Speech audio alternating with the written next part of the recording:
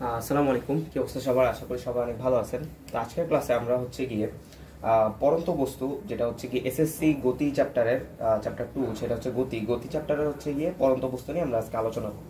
তো আজকে আমাদের আলোচনার টপিক হচ্ছে গতি, এবং গতির একটা স্পেশাল টপিক যেটা হচ্ছে আমাদের পরীক্ষায় প্রায়শই আসে, সেটা হচ্ছে পরন্ত বস্তু। সো এটা নিয়ে আজকে ক্লাসে পুরো ক্রিস্টাল ক্লিয়ার আলোচনা হবে। So let's get started. তো পরন্ত বস্তুর ক্ষেত্রে আমাদের প্রথমে জানতে হবে যে পরন্ত বস্তুর কিছু সূত্র আছে। তো এই সূত্রগুলো অ্যাকচুয়ালি কে দিয়েছিল এটা আমরা সকলেই জানি মোটামুটি। পরন্ত বস্তুর সূত্রগুলো দিয়েছিল গ্যালিলিও। ওকে, সো গ্যালিলিও এই লোকটা, ঠিক আছে, এই পরন্ত বস্তুর সূত্রগুলো দিয়েছিল, এবং পরন্ত বস্তুর সূত্র হচ্ছে গিয়ে মোট 3টে।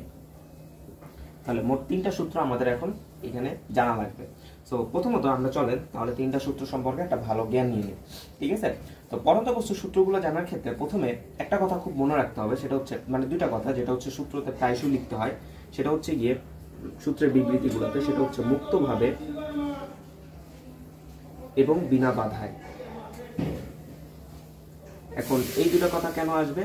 কারণ এই দুটো কথা আসবে, ঠিক আছে, যখন আমরা সূত্রগুলো ভালো মতো পড়বো তখন বুঝতে পারবো। কারণ এখানে মুক্তভাবে এবং বিনা বাধার ক্ষেত্রেই, এই দুটো কন্ডিশনের ক্ষেত্রেই এই গ্যালিলিও পরন্ত বস্তুর সূত্রগুলো কাজ করে, ঠিক আছে। কিন্তু বাস্তবে যখন এই দুটো কথা থাকবে না, তখন এই গ্যালিলিও সূত্রগুলো ইউজুয়ালি কাজ করে না। গ্যালিলিও সূত্রগুলো অফকোর্স এই দুটো ক্ষেত্রেই অ্যাপ্লিকেবল, সেটা হচ্ছে মুক্তভাবে এবং বিনা বাধায়। মুক্তভাবে কথাটার মানে হচ্ছে যে আমি যদি কোনো একটা বস্তু ছেড়ে দিই, সেটা যদি স্থির অবস্থান থেকে নিচে পড়ে, তখন সেটাকে বলা হয় মুক্তভাবে পরন্ত বস্তু। এবং বিনা বাধায় মানে সেখানে কোনো প্রকার বাধা থাকবে না, স্পেশালি বাতাসের বাধা তো থাকবেই না। ওকে, সো এই দুটো কথা যদি আমাদের মাথায় থাকে, তো এখন আমরা গ্যালিলিওর 3টা সূত্রের মধ্যে যাইতে পারি। তো 3টা সূত্রের মধ্যে প্রথম সূত্র, সো প্রথম সূত্র সম্পর্কে আমাদের জানা সম্ভব। প্রথম সূত্রটা খুবই ইন্টারেস্টিং। সো চলেন আমরা দেখি প্রথম সূত্রটায় উনি কি বলছেন। ধরেন এটা হচ্ছে আমাদের একটা সারফেস, যেখান থেকে আর এইখান থেকে আমি একটা বস্তুকে ছেড়ে দিব নিচের দিকে, ঠিক আছে। তাহলে অফকোর্স সেটা মুক্তভাবে হইতে হবে এবং বিনা বাধা হইতে হবে। এইখানটায় কোনো বাতাসের বাধা থাকতে পারবে না, এবং এই বস্তুটা মুক্তভাবে পড়তে হবে বা স্থির অবস্থান থেকে পড়তে হবে। এখন প্রথম সূত্রের ক্ষেত্রে উনি দুইটা বস্তু নিয়ে কথা বলছেন। অর্থাৎ ধরেন আপনি যদি ভিন্ন ভিন্ন দুইটা ভরের বস্তু ফেলে দেন এখান থেকে, অর্থাৎ উচ্চতা এখানে সেম থাকবে, অর্থাৎ এইচটা সেম থাকবে। এখান থেকে যদি একটা নির্দিষ্ট উচ্চতা থেকে বা একটা সমান উচ্চতা থেকে, অর্থাৎ এইচটা এখানে কনস্ট্যান্ট হিসেবে থাকবে। তাহলে যদি আপনি এই কাজটা করেন যে এইচটাকে কনস্ট্যান্ট লিখে যদি আপনি দুইটা ভিন্ন ভিন্ন ভরের বস্তু ফেলে দেন নিচে, তাহলে যদি সেটা মুক্তভাবে এবং বিনা বাধায় হয়, তাহলে অফকোর্স এই দুইটা সমান সময়ে সমান দূরত্ব অতিক্রম করবে। অর্থাৎ কথাটার মানে হচ্ছে কি, যদি আমি খুবই সিম্পলি বলি, সেটা হচ্ছে এই দুইটা বস্তু একই সাথে এই মাটিতে পৌঁছাবে। অর্থাৎ এই বস্তুটা যেই সময় হচ্ছে গিয়ে মাটিতে টাচ করবে, এই বস্তুটা ঠিক একই সময় মাটিতে টাচ করবে। এইটা হচ্ছে প্রথম কথা। তাহলে গ্যালিলিও প্রথম সূত্রে তাহলে উনি কি বলছে যে স্থির অবস্থান থেকে বা মুক্তভাবে যদি একটি নির্দিষ্ট উচ্চতা থেকে দুটি বস্তু ফেলে দেওয়া হয়, দুইটি ভিন্ন ভরের বস্তু ফেলে দেওয়া হয়, এবং সেটা যদি বিনা বাধায় হয়, তবে সেই দুইটি একই সাথে এক সমান সময়ে সমান দূরত্ব অতিক্রম করবে। আর যদি সহজ কথায় বলতে চাই, তাহলে মুক্ত এবং বিনা বাধায় যদি আমি দুটো বস্তু ছেড়ে দিই ভিন্ন ভরে, তাহলে সেটা একদম একই সাথে, অর্থাৎ একই উচ্চতা থেকে ফেলে দিলে একই সাথে মাটিতে পৌঁছাবে, ঠিক আছে। তাহলে আশা করি আমাদের প্রথম সূত্রটা বোঝা গেছে। ওকে, সো এইগুলোর বিবৃতি কিন্তু খুব মাস্ট, এগুলো কিন্তু শেখা লাগবে, এবং এটা আমাদের কথে কিন্তু প্রচুর পরিমাণ আসে। এবার হচ্ছে দুই সূত্রটার জন্য, ঠিক আছে, 2 নম্বর সূত্রের জন্য আমাদের একটা জিনিস না, জাস্ট এইখান থেকে এইটুকু বুঝতেই হবে। সো এটা লাগবে না।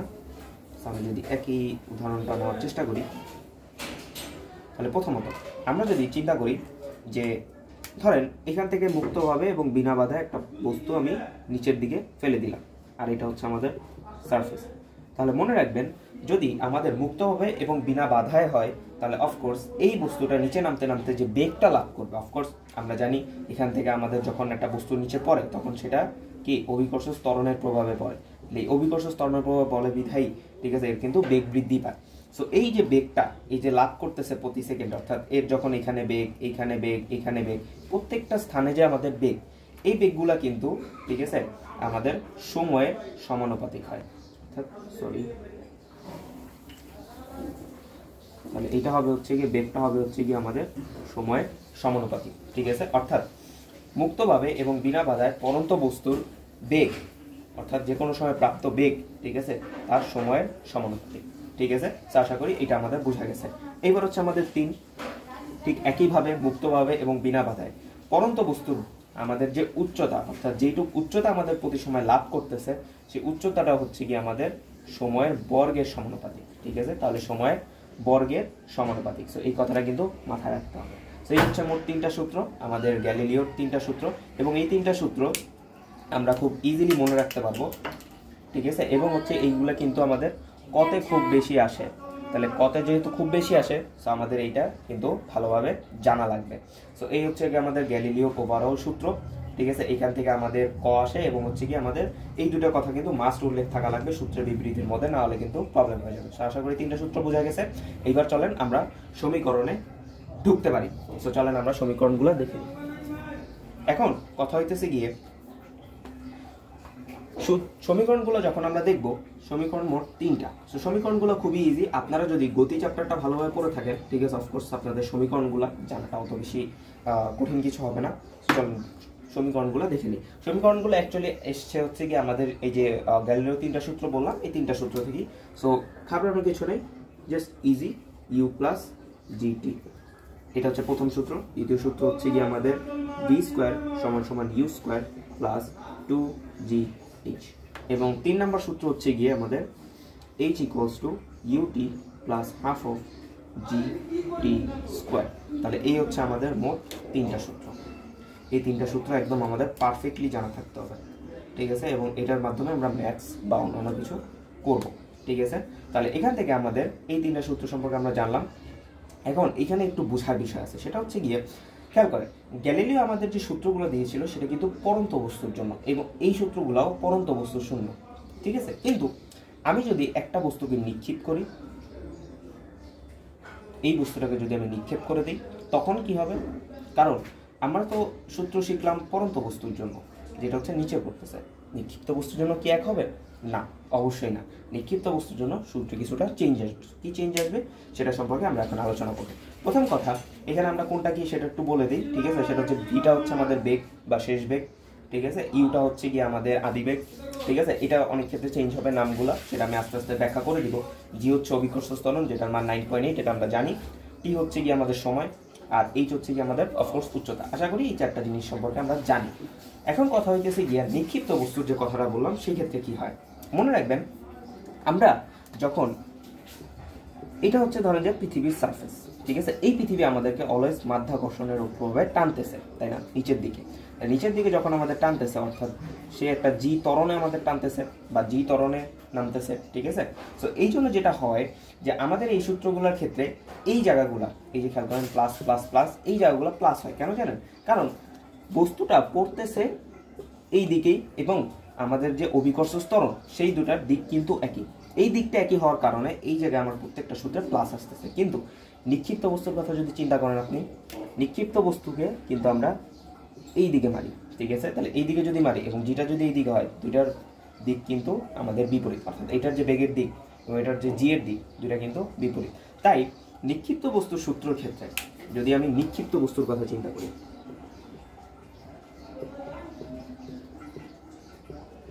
নিক্ষিপ্ত বস্তুর ক্ষেত্রে জাস্ট যেটা হবে, এই যে প্লাস জায়গাগুলো এগুলো মাইনাস হয়ে যাবে। কেন মাইনাস হবে জানেন?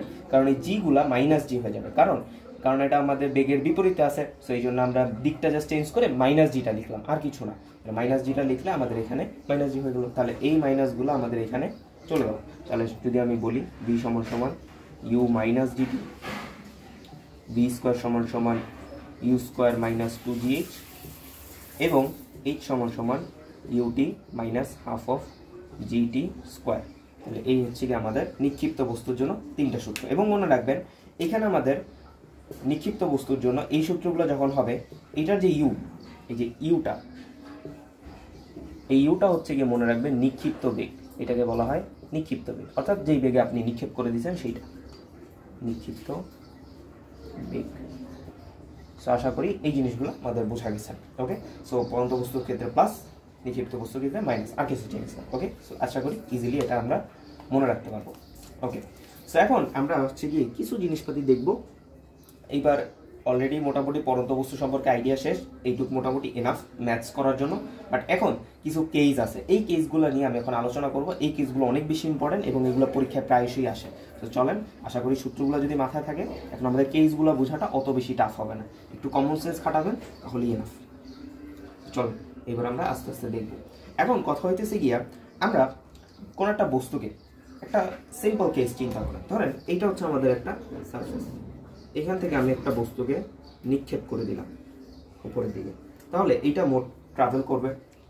ধরেন এইটা এরকম ভাবে গেল, গিয়ে ট্রাভেল করে আবার গিয়ে ফিরে আসলো, রাইট? এটা তো আমরা জানি যে একটা বস্তুকে যখন আমি নিক্ষেপ করি, উপরে আপনারা বল নিক্ষেপ করছেন, সো ওগুলা কিন্তু আবার ঘুরে ফিরে সেই মাটিতেই একই জায়গায় ফিরে আসে।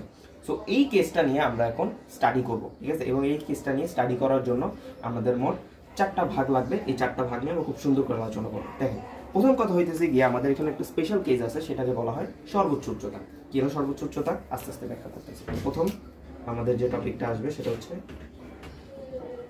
সর্বোচ্চ উচ্চতা। সর্বোচ্চ উচ্চতাকে আমরা এইচ, বড় হাতের এইচ বা এইচ ম্যাক্স দিয়েও প্রকাশ করতে পারি, যেটা আপনার ইচ্ছা। ওকে, সো এখন সর্বোচ্চ উচ্চতা যখন আমরা করব তখন আমাদের একটা জিনিস বোঝা লাগবে, খুব মনোযোগ দিলেন। দেখেন, এইটা হচ্ছে আমাদের পৃথিবীর সারফেস, যেখান থেকে আমি একটা বস্তু নিক্ষেপ করে দিলাম। এখন যখন আমি নিক্ষেপ করলাম, আপনারা খেয়াল করছেন, একটু কমন সেন্স খাটান তাহলেই বুঝবেন যে এইটা যখন তার একটা নির্দিষ্ট উচ্চতায় পৌঁছায় তখন কিন্তু তার বেগটা 0 হয়ে যায়, রাইট? দেখেন, উপরে যখন আমরা একটা বস্তুকে মারি তখন কিন্তু উপরে গিয়ে সেটা কিন্তু থেমে যায়, খেয়াল করছেন? অফকোর্স সেটা কিন্তু থেমে যাবে, এবং সে যখন থেমে যায় তখন কিন্তু সে আবার ব্যাক করে মাটিতে ফিরে আসে, রাইট? তাহলে এইটুকু কি আমরা বলতে পারি না এইটাই হচ্ছে তার সর্বোচ্চ উচ্চতা, এইচ ম্যাক্স বা বড় হাতের এইচ? এটিকে আমরা বলতে পারি না? আবার খেয়াল করেন যে আমরা যখন বস্তুটাকে উপরের দিকে মারতেছি তখন একটা নির্দিষ্ট সময় গিয়ে কিন্তু সেটা থেমে যাচ্ছে, একদম বেগটা 0 হয়ে যাচ্ছে, তারপরে কিন্তু এটা নিচের দিকে পড়তেছে। তাহলে এইটা হচ্ছে কি আমাদের অ্যাকচুয়ালি ওইটুক পর্যন্ত বস্তুটা উঠতেছে, সো সেটাই সর্বোচ্চ উচ্চতা, রাইট? তাহলে এখন আমরা সর্বোচ্চ উচ্চতা বের করব। তাহলে কেন? তাহলে আমাদের মেইনলি শর্ত কি? তাহলে সর্বোচ্চ উচ্চতার জন্য মেইনলি আমাদের শর্ত হচ্ছে কি v = 0। ওকে, অর্থাৎ আমাদের যে সর্বোচ্চ উচ্চতা ওঠে, ঠিক আছে, আমরা মনে রাখবো সর্বোচ্চ উচ্চতায় বেগ হচ্ছে কি আমাদের v 0 মিটার/সেকেন্ড থাকে, ঠিক আছে? তাহলে যদি 0 মিটার/সেকেন্ড থাকে তাহলে আমরা এই সূত্র বসাই এখন আমরা সর্বোচ্চ উচ্চতা বের করতে পারবো। কিভাবে? খেয়াল করেন, আমরা যদি সূত্র বসাই v² = u², খেয়াল করেন আমি কিন্তু একটা নিক্ষিপ্ত বস্তু করছি, এই পর্যন্ত নিক্ষিপ্ত বস্তু, সরি এখান পর্যন্ত ধরেন যে সর্বোচ্চ উচ্চতা এসে এখানে বেগটা 0 হয়ে গেল, কিন্তু এটা কিন্তু একটা কি নিক্ষিপ্ত বস্তু, রাইট? তাহলে যদি নিক্ষিপ্ত বস্তু, আমরা কিন্তু বলছিলাম নিক্ষিপ্ত বস্তুর ক্ষেত্রে সাইনটা কি হয়? মাইনাস, ঠিক আছে? তাহলে 2gh। ওকে, এখন আমি শর্ত অনুসারে আমরা জানি যখন h ম্যাক্স হবে তখন v কি হবে? 0 হবে। তাহলে 0 বসাই দিই, 0² = u² - 2g, এবং যেহেতু আমি শর্ত বসাই দিছি তাহলে এটাকে আমরা বড় হাতের h লিখতে পারবো বা h ম্যাক্স লিখতে পারেন, কোনো সমস্যা নেই। তাহলে এখন আমি যদি 2gh এই পাশে নিয়ে আসি এবং u² এই পাশে রাখি, তাহলে h = কি? u²/2g, ঠিক আছে? তাহলে এই হচ্ছে কি আমাদের সর্বোচ্চ উচ্চতা সূত্র। ওকে, তাহলে যদি আপনি এই সূত্রে ডিরেক্টলি বসায় দেন কোনো সমস্যা নেই, আপনি যদি একটু প্রমাণ করে নিয়ে আসেন দেন হচ্ছে এই সূত্রটার মান বসায় দেন, তাহলে আপনি সর্বোচ্চ উচ্চতা বের করে পাবেন। তাহলে খেয়াল করেন, যদি আমি বলি একটা বস্তুকে, ঠিক আছে, যদি আপনারা বলেন যে 19.6 মিটার/সেকেন্ড বেগে এটাকে নিক্ষেপ করা হলো, ঠিক আছে, 19.6 বেগে নিক্ষেপ করা হলো, তাহলে তার সর্বোচ্চ উচ্চতা বা মোট উচ্চতা কত সেটা যদি আপনাকে জিজ্ঞেস করা হয় তাহলে জাস্ট u²/2g আমরা জানি। তাহলে যদি আমি u² মানটা বসাই 19, এখানে 19.6 না দিয়ে নর্মাল একটা উদাহরণ দিই, ধরেন যে 9.8, ঠিক আছে? তাহলে যদি আমি 9.8 দিই, ঠিক আছে, এর উপরে স্কোয়ার / 2 × 9.8, ঠিক আছে? তাহলে 2 × 9.8 দিলে আমাদের এখানে 9.8 কাটা 9.8/2, তাহলে এটা আমরা লিখতে পারি 4 পয়েন্ট, মেবি এটা হবে হচ্ছে গিয়ে 4 পয়েন্ট কত জানি, 4 পয়েন্ট সামথিং কিছু একটা হবে, ঠিক আছে? তাহলে ওইটা আপনারা ক্যালকুলেশন করে নেবেন। তাহলে এইভাবে হচ্ছে কি আমরা চাইলে সর্বোচ্চ উচ্চতা বের করতে পারি, ঠিক আছে?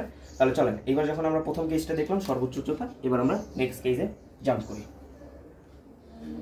নেক্সট কেসটা হচ্ছে আমাদের, নেক্সট 3টা কেস আমাদের মোটামুটি সেম, জাস্ট আমাদের একটু ভাবলেই হবে, ঠিক আছে? তাহলে নেক্সট কেসে হচ্ছে কি আমরা যেটা জানবো সেটা হচ্ছে গিয়ে উড্ডয়নকাল। উড্ডয়নকালটা কি জিনিস? খুবই ইজি। উড্ডয়নকালটা হচ্ছে আপনি ধরেন এই বস্তুটাকে নিক্ষেপ করে দিয়েছেন, ঠিক আছে। নিক্ষেপ করার পর এর যে সর্বোচ্চ উচ্চতায় উঠছে, এটা ধরেন যে তার এইচ ম্যাক্স, এটার সর্বোচ্চ উচ্চতায় উঠছে, এইটুকু উঠতে তার যে সময়টা লাগছে, সময়, এই সময়টাকে বলা হয় উড্ডয়নকাল, ঠিক আছে। তাহলে একটা বস্তু এখান থেকে উঠছে এই পর্যন্ত বা তার সর্বোচ্চ উচ্চতা পর্যন্ত, যেখানে তার কি বেগটা 0 মিটার পার সেকেন্ড, এরকম যদি কেস হয় তখন সেই পর্যন্ত উঠতে যে তার সময়টা লাগছে সেটাকে বলা হয় উড্ডয়নকাল, ঠিক আছে। তাহলে আমরা এখন উড্ডয়নকাল কিভাবে বের করব? খুব ইজি। উড্ডয়নকালটা আমরা ঠিক এইভাবে বের করতে পারি। দেখেন, যদি আমি সূত্র ইউজ করি v সমান সমান u মাইনাস জিটি, খেয়াল করেন কেন মাইনাস, কারণ হচ্ছে কি আমাদের কিন্তু এটা নিক্ষিপ্ত বস্তু, ঠিক আছে, তাই আমরা মাইনাসগুলো ইউজ করতেছি। তাহলে এইবার v কত?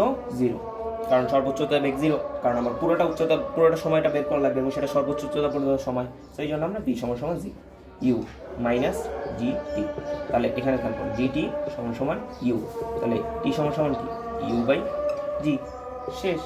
এই হচ্ছে কি আমাদের আলটিমেট কি সূত্র, ঠিক আছে। তাহলে এইটা হচ্ছে আমাদের অ্যাকচুয়ালি কিসের সূত্র? উড্ডয়নকালের সূত্র, ঠিক আছে। তো আশা করি উড্ডয়নকালের সূত্রটা আমাদের বোঝা গেছে। ওকে, এখন কথা হইতেছে গিয়া আমরা এখন মোট বের করবো হচ্ছে গিয়ে আমাদের পতনকাল, ঠিক আছে। উড্ডয়নকাল বের করা শেষ, এবার আমরা পতনকাল বের করবো। এখন কথা হচ্ছে ভাইয়া পতনকাল কি? পতনকালটাও ইজি। দেখো, পতনকালটা আমি একটু অন্যভাবে দেখাবো। দেখো, পতনকালটা ধরো যে তুমি একটা বস্তুকে যখন মারছো উপরে, তখন এটা এই পর্যন্ত গেছে সর্বোচ্চ উচ্চতা পর্যন্ত, ঠিক আছে। কিন্তু এবার তো বেগটা 0 হয়ে এবার তো ফিরে আসবে, রাইট? এই যে ফিরে আসলো, এই ফিরে আসার সময়টাকে দিতে হবে, ঠিক আছে। তাহলে এই ফিরে আসার সময়টাই বলা হচ্ছে তখন আরেকটা টি, সেটা হচ্ছে আমাদের পতনকাল। অর্থাৎ উপরে থেকে নিচে থেকে উপরে গেল উড্ডয়নকাল, উপরে থেকে নিচে আসলো পতনকাল, ঠিক আছে। আচ্ছা, এখন কথা হইতেছে গিয়া এইটা আমরা কিভাবে বের করবো? খেয়াল করো, সর্বোচ্চ উচ্চতা আমাদের বেগ কত? 0, ঠিক আছে। তাহলে এইটার যদি সর্বোচ্চ উচ্চতার বেগটা আমি u0 ধরি আর এইটার শেষ বেগটা যদি আমি শুধু v ধরি, মুক্তভাবে পরন্ত বস্তুর ক্ষেত্রে, আমি কিন্তু আবার নিক্ষিপ্ত নিয়ে কাজ করতেছি না, পরন্ত নিয়ে কাজ করতেছি। পরন্তর ক্ষেত্রে উপরে কত? 0, আর এখানে কত? v, ঠিক আছে। তাহলে যদি এইটা এখন অ্যাপ্লাই করি তাহলে খেয়াল করো কি হবে। তাহলে আমরা এখন সূত্র বলতে পারি v সমান সমান u মাইনাস জিটি, ওকে। এখন যদি এটা হয় তাহলে আমরা এখানে ইউ এর মানটা 0 বসাইতে পারবো, ঠিক আছে। তাহলে ইউ এর মানটা যদি আমি 0 বসাই তাহলে v সমান সমান মাইনাস, সরি এটা তো প্লাস হবে, সরি বিকজ অফ এটা তো মুক্তভাবে পরন্ত বস্তু, সো এটা কিন্তু প্লাস হবে, ঠিক আছে। তাহলে এখানে প্লাস না দিলেও হবে, ঠিক আছে, ইনটু হচ্ছে জিটি। এখন কথা হইতেছে গিয়া এখানে ভি চলে আসলো, কিন্তু আমরা কি জানি, এইটুকু হয়তো আমরা জানি যে কোন একটা পরন্ত মানে বা এরকম নিক্ষিপ্ত বস্তু যখন পুরোটা ট্রাভেল করে যখন এখানে ফিরে আসে, তখন নিক্ষিপ্ত বস্তুর যে বেগ এবং এখানে এসে যে মাটিতে আঘাত করার সময় যে বেগ, এই দুটো সমান হয়, এটা মাথায় রাখবা। অর্থাৎ আমাদের এখান থেকে এটা যে আমরা নিক্ষেপ করছি, এই নিক্ষেপ করার পর এই বস্তুটা যে এখানে ফিরে আসলো, ঠিক আছে, এইখানে এসেছে যেই বেগে মাটিতে আঘাত করবে আবারও সেইটা নিক্ষিপ্ত বস্তুর বেগের সমান বা নিক্ষিপ্ত বেগের সমান, ঠিক আছে। অর্থাৎ আমি যদি 10 মিটার পার সেকেন্ড বেগে নিক্ষেপ করি তাহলে সেটা যখন মাটিতে ফিরে আসবে আবারও, ঠিক আছে, অর্থাৎ এইভাবে ট্রাভেল করে মাটি যখন ফিরে আসবে তখন সেটা 10 মিটার পার সেকেন্ড বেগেই ফিরে আসবে, ঠিক আছে। এবং আমরা সব আদর্শ নিয়ে চিন্তা করতেছি, বাতাসের বাধাটা নিয়ে আমরা এখানে কাজ করতেছি না কোনোভাবে। তাহলে যদি ফিরে আসে তাহলে এখানে আমাদের 10 মিটার পার সেকেন্ড হবে, ঠিক আছে। তাহলে আমরা যদি দুই বেগটাকে, তাহলে হচ্ছে কি আমাদের নিক্ষিপ্ত যে বেগ, নিক্ষিপ্ত বেগটাকে আমরা আগে কি বলছিলাম ইউ, তাহলে আমরা চাইলে ভিটারে ইউতে রিপ্লেস করতে পারি, ঠিক আছে। কারণ নিক্ষিপ্ত বেগটা যদি ইউ হয়, ঠিক আছে, যেই বেগে আমি মারছি এবং যেটা মাটিতে ফিরে আসবে সেটাও তাহলে ইউ হবে, সো আমি ইউ দিয়ে রিপ্লেস করতে পারি, কোনো সমস্যা নেই। তাহলে চলেন ইউ দিয়ে রিপ্লেস করি। রিপ্লেস করার জাস্ট কাহিনী একটাই, সেটা হচ্ছে ইজি করা, আর কিছু না। তাহলে টি সমান সমান ইউ বাই জি, শেষ। তাহলে এইটাও খেয়াল করো, সূত্র কিন্তু দুইটার ক্ষেত্রেই সেম আসলো, ঠিক আছে। এই যে খেয়াল করো, দুইটার ক্ষেত্রেই সূত্রটা সেম আসলো। এখন বলতে পারো যে ভাইয়া সূত্র কি সেমই আসবে? অবশ্যই সেম আসবে, বিকজ অফ খেয়াল করো, একটা বস্তুকে তুমি উপরে মারছো, সে নিক্ষিপ্ত ও সর্বোচ্চ উচ্চতা উঠছে যতটুকু সময় লাগবে এবং সেখান থেকে মাটিতে ফিরে আসতে তার সেম সময় লাগবে। এবং এটা কিন্তু আমাদের অনেক সময় ক্ষতে বা বিভিন্ন ধরনের প্রমাণে আসতে পারে যে দেখাও, ঠিক আছে, বস্তুর উড্ডয়নকাল এবং পতনকালের সময় বা পতনকাল সমান, ঠিক আছে, বা উপরে উঠতে যতটুকু সময় লাগে এবং নিচে মুক্তভাবে নামতে যতটুকু সময় লাগে, দুইটা সময় সমান, এবং এইটা দেখায় দিলেই এনাফ, আর কিছু না, ঠিক আছে। তাহলে এই দুটো হচ্ছে আমাদের উড্ডয়নকাল এবং পতনকাল, এবং দুইটার সূত্র হচ্ছে টি সমান সমান ইউ বাই জি, খুবই ইজি, ওকে। আচ্ছা, এইবার আমাদের আজকে লাস্ট টপিক, যেটা হচ্ছে কি আমাদের বুঝাটা সবচাইতে ইজি হবে সেটা হচ্ছে কি আমরা যখন সর্বোচ্চ উচ্চতা আশা করি বুঝছি, উড্ডয়নকাল বুঝছি, পতনকাল বুঝছি। এখন আমার কথা হচ্ছে গিয়ে যদি আমি এইখান থেকে এইটুকু একটু মুছে দিই, ঠিক আছে, এখান থেকে আমাদের যে এখন যে টপিকটা ধরবো সেটা হচ্ছে গিয়ে বিচরণকাল। ঠিক আছে, এখন বলতে পারো যে ভাই বিচরণকাল কি? বিচরণকাল হচ্ছে, ওকে সরি ভিডিওটা কেটে গেছিল, ঠিক আছে। সো বিচরণকালটা বুঝিয়ে দিয়েছিলাম, এইটুক দুইটা বুঝতে পারছি আশা করি। সো বিচরণকালটা একটু দেখি, ঠিক আছে, চলো লাস্ট টপিক বিচরণকাল। ঠিক আছে, বিচরণকালটা অ্যাকচুয়ালি কি? খুবই ইজি, জাস্ট একটু দেখেন। সেটা হচ্ছে গিয়ে আমাদের এখান থেকে একটা নিক্ষিপ্ত বস্তুকে যখন আমি নিক্ষেপ করে দিছি, তাহলে অফকোর্স এই বস্তুটা এখান থেকে যাবে যাবে যাবে যাবে, আবার এটা মাটিতে ফিরে আসবে, রাইট? তাহলে এই যে পুরোটা টাইম যে সে ট্রাভেল করলো, এই যে পুরোটা টাইম সে ট্রাভেল করলো, এই টাইমটা কে বলা হয় বিচরণকাল। অর্থাৎ আপনি এখান থেকে এই পর্যন্ত গেছেন গেছেন গেছেন, আবার এই পর্যন্ত আসছেন, এই যে পুরোটা সময় লাগলো না, এই সময়টাকে বলা হয় বিচরণকাল, বড় হাতের টি।